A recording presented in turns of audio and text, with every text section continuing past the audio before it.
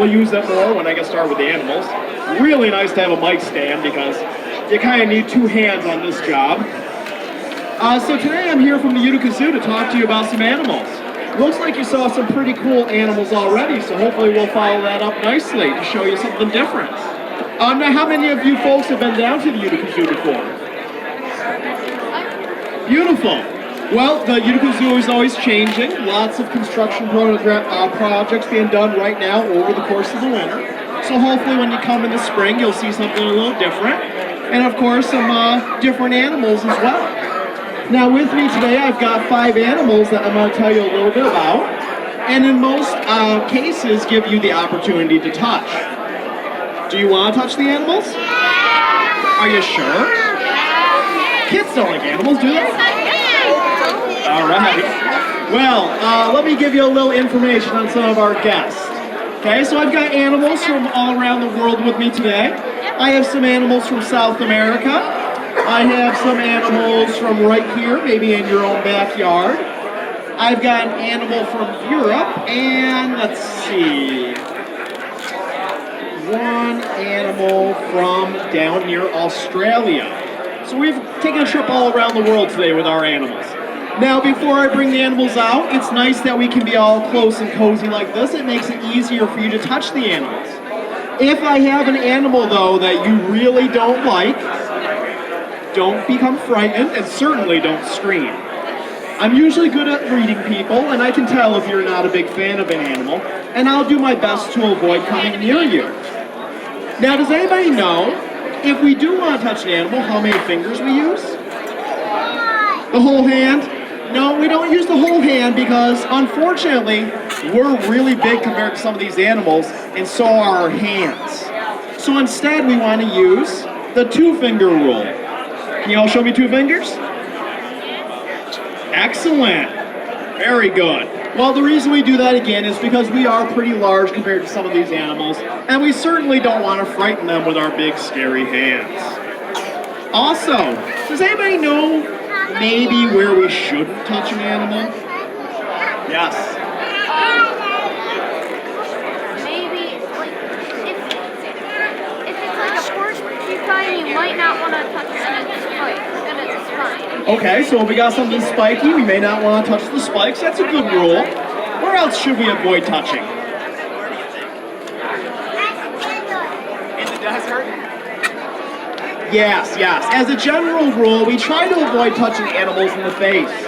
Just like children, animals have mouths, and most of them have teeth. And just like children, animals can bite. So it's a good idea to stay away from the animal's face. These animals have all met lots of people over the years, but it's just a good rule of thumb to stay out of an animal's face. Now that I've done enough talking, would you like to see the first animal? All right, now, I will forewarn you that my first animal is a creepy crawly animal. We're going to start with something smaller and work our way up.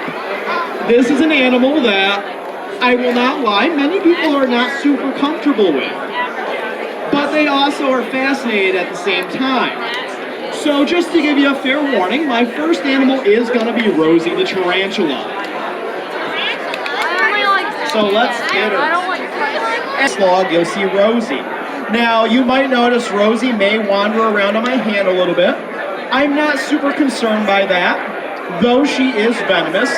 Tarantula venom is mild. And, though it would be unpleasant to be bit, it's also not something that would send me to the hospital. So I don't become too concerned by Rosie. Although some of you, judging by your faces, are very concerned by Rosie. Now, spiders, of course, are an animal that many of us don't care about. Ecological role. They are a pest control animal. Without spiders, we would have a world that was much more full of bugs and insects that we would not want to have an overpopulation of. Now, in the case of tarantulas, as you might guess, it's a large spider, which means that it needs sometimes a little bit larger prey. Now, before I talk more about that, though, does anybody know where we would find a tarantula like this? Yes. Like in a cave? In a cave. Because this is a Chilean rosehair tarantula.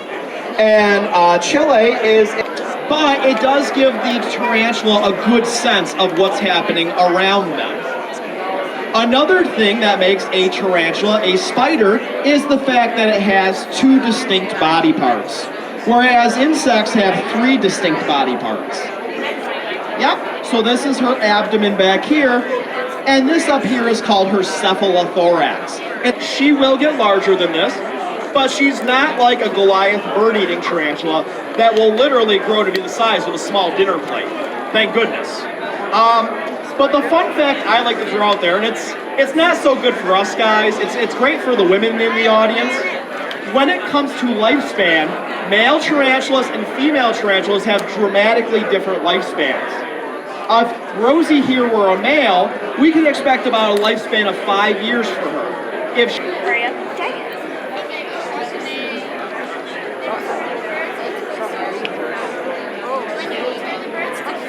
now, being the fact that I have a glove, you're probably thinking, maybe bird of prey, velociraptor, Siberian tiger.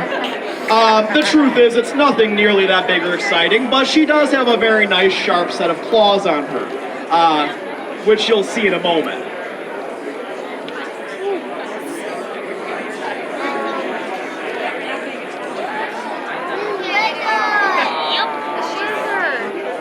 Yeah, so you're looking at this, you're like, you need a glove for that. Trust me, you hold her for too long, you'll find out. This is Dooley. And Dooley here is a type of skink. I heard somebody say it. Now that's skink with a S-K-I-N-K, not stink. She doesn't smell that bad at all. And there are many varieties of skink out there. The most famous type of skink that people are familiar with is the blue-tongued skink, which has a bright blue tongue that they'll open up their mouth and show off as a way of scaring predators. Dooley here has no such adaptation, but she does have some pretty unique adaptation. Oh, what are you looking at, Dooley? There's no snowflakes in here. You can't taste them. She has some very unique adaptations herself that are great for where she lives. Islands. Now, you would be forgiven if you have no clue where that is. Most people don't. But the Solomon Islands are an island chain not far from the coast of Australia, which, of course, we've seen a lot in the news about recently, unfortunately. Now, the Solomon Islands are primarily a rainforest habitat. And this type of lizard, the prehensile-tailed skink, are well adapted for a life in the trees. Prehensile-tailed skinks go by a couple other names as well. They are also known as the Solomon Island skink, which makes sense since they are from the Solomon Islands. They also earn the nickname the monkey skink around things. And hold on. Hi, Dooley. I'm going to remove you, okay? No. Hi. Are you giving me kisses? Now this is going to be the fun part because I let her go too far and now I'm going to have to remove her. Okay, that wasn't too bad at all. So yes, you can see she has this nice tail. It wraps right around my finger. And that's fantastic when you're climbing high up in the tree branches and need a little extra security to hold on. Photo right there. Alrighty. Like a nice job. Good job. One more fact I'll throw out there about this lizard, and then we'll see another animal, is that this is one of the very few social reptiles that exist. I'm not naive. I know that a lot of us are here for the furry things. So I brought one of the furriest things I can think of.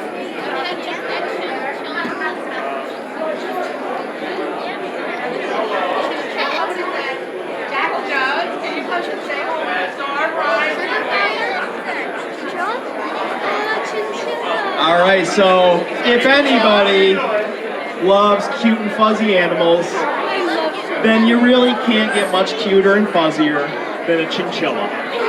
Yeah, I say chinchilla and everybody's just like, oh, it's so cute.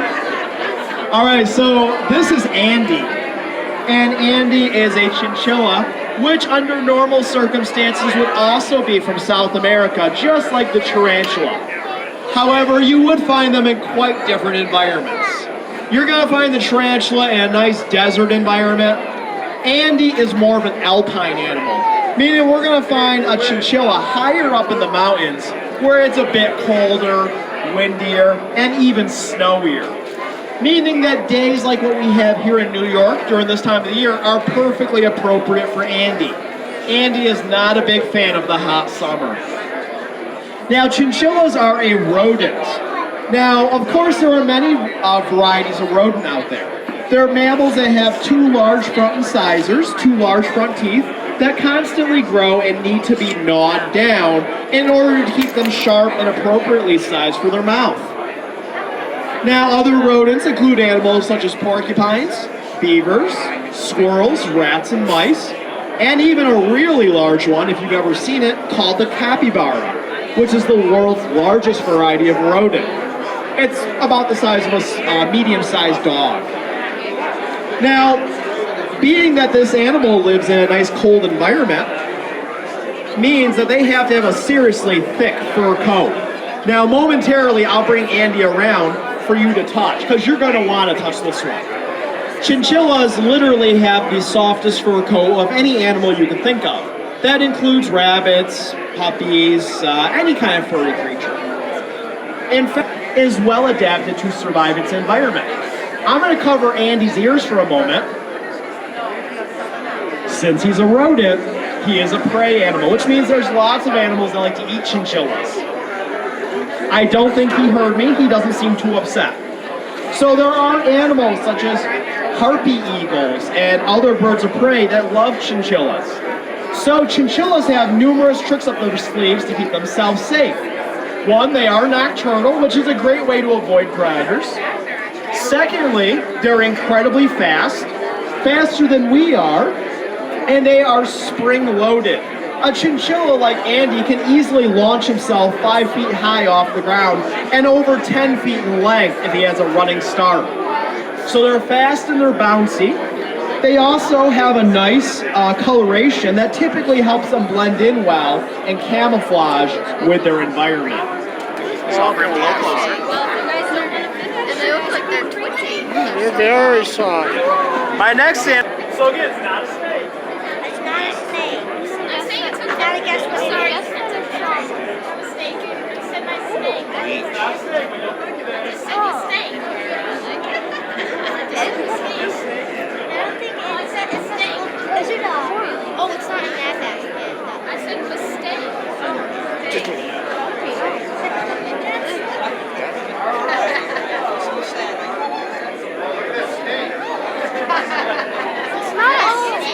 All right, so he's not as large as the guest you saw previously, but that's because he's not the same kind of animal. Now, you'll look at him and you'll say, well, Justin, I know a snake when I see one, and you're lying to me. That's a snake. It's not, I promise you. This is an animal called a European glass lizard. So I brought you another lizard. Now, you might say, Justin, I don't know if you know this, but lizards have 4 legs. Well, most lizards have 4 legs. You're right. But there are a small select groups known as the legless lizards that do not have legs. It's like a snake. Doesn't a legless lizard make it a snake? Well, not exactly. There are several ways that we can identify this as a lizard versus a snake. So for one, how many people knew that snakes have no eyelids and they sleep with their eyes open? Did you know that? Okay. So when a snake is asleep, it looks like it's still watching you because the eyes are always open. There's no eyelids. Because they're always so This is a lizard, and it does have eyelids, which means it can open and close its eyes and blink. So that's one way we can identify it as a lizard versus a snake. Snakes also lack ears, as we know them, meaning they don't hear noise in the same way you and I do. But as I come around in a moment, you'll notice there are little holes behind Plexi's head. And if I didn't mention the name, this is Plexi. Get it? Plexiglass? Yeah. So he does have ears behind his head, which means that as I talk right now, Plexi is able to hear me, unlike the snakes who rely on their feeling of vibration rather than traditional sound. Now, another way that you can tell this is not a snake is snakes oftentimes have a very distinct broad shape to their head. And if you just look at Plexi's head, it's a little more pointy and shovel-like and doesn't seem to fit the traditional snake shape. Snakes have jaws that can expand very wide open due to more muscles and bones than we have in our jaw. This lizard does not have that, and he can only stretch his jaw open so wide. Even the way he's kind of sitting on my arm at the moment is unlike most snakes would do. Most snakes will wrap themselves around a handler's arm for security. This kind of animal is not adapted for a life in the tree branches, so I do have to handle him a little differently. Now that he's getting a little more used to me holding on to him, you're going to notice he's getting a bit squirmier. Now, how many of you have ever heard of a movement that crocodiles make called the death roll? Anybody ever hear of that? It's pretty gross, but it's when they grab onto a prey and they start spinning and twisting. Well, he does a similar movement to the death roll, but he does it for a defense mechanism. So